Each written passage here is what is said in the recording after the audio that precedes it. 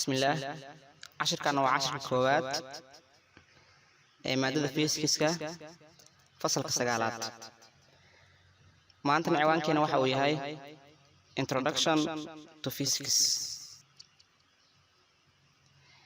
وحين قرن Definition of Physics.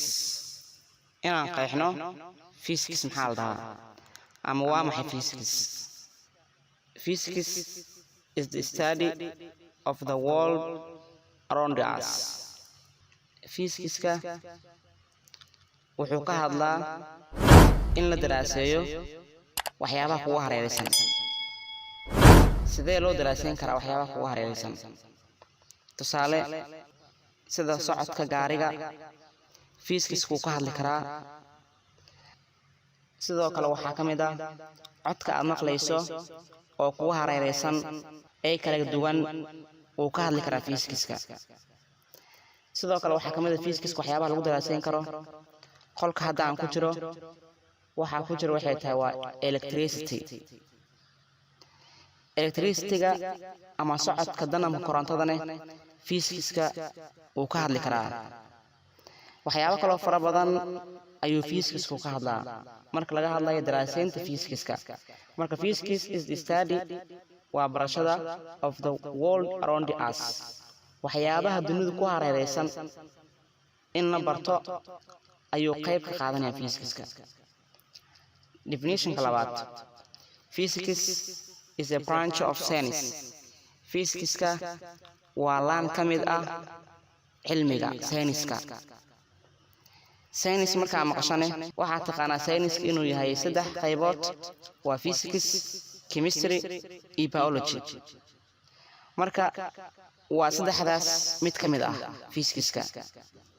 maadaama branches of science la dhahay wuxuu ku saabsan yahay oo uu ka hadlaa waxay tahay that deals with the relationship between matter and energy.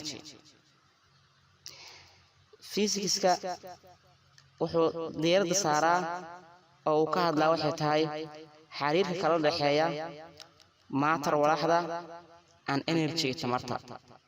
Physics is a branch of science.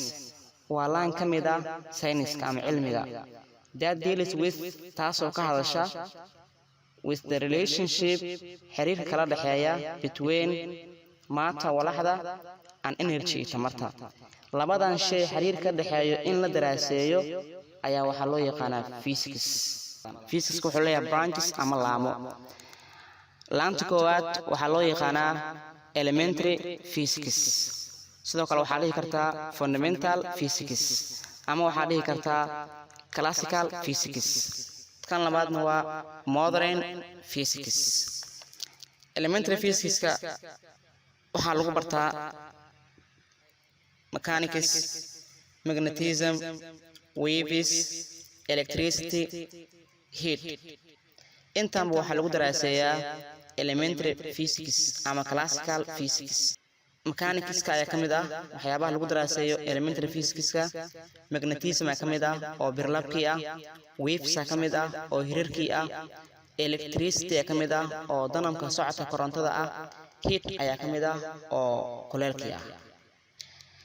modern physics-ka sidoo kale waxaa lagu daraaseeyaa nuclear physics iyo quantum physics. application of physics in a daily life.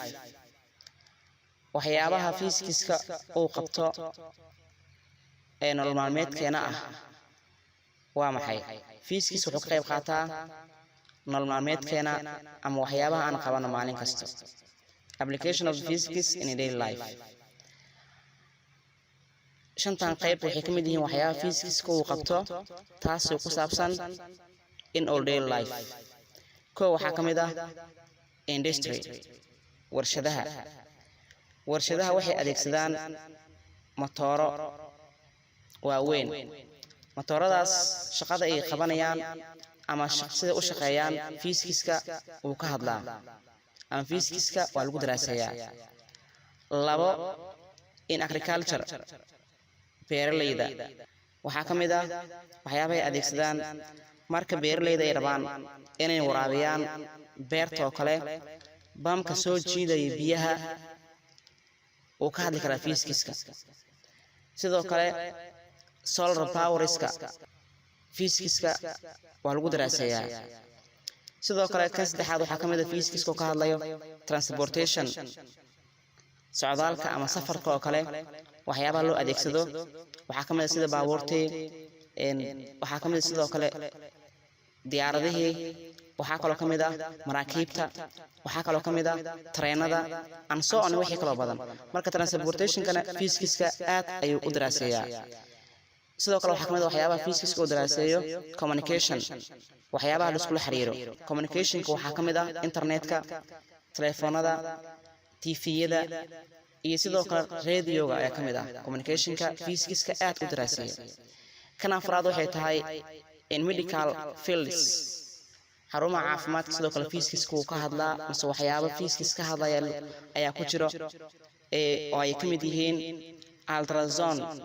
ultrasound physics-ka ayuu ka mid yahay waxyaabaha lagu daraaseeyo sidoo kale x-ray-gu uu ka mid yahay waxyaabaha lagu daraaseeyo oo medical fieldiga isticmaalaan sidoo kale waxaa ka mid ah CT scanner-ka waxyaabahaas dhan physics-ka waa lagu daraaseeyaa si la mid ah at the home waxyaabaha gurigan u adeegsanna physics-ka wuxuu ka hadlaa waxay tahay gas cooker-ka waxyaabaha wax lagu karsado iyo waxaa ka mid ah pressure cooker-ka iyo microwaves-ka marka qaybahaas dhan physics-ka wuu daraaseeyaa the Muslim scientists are the following muslimiinta saynisyahanada ah waa kuwan hoos ku qoran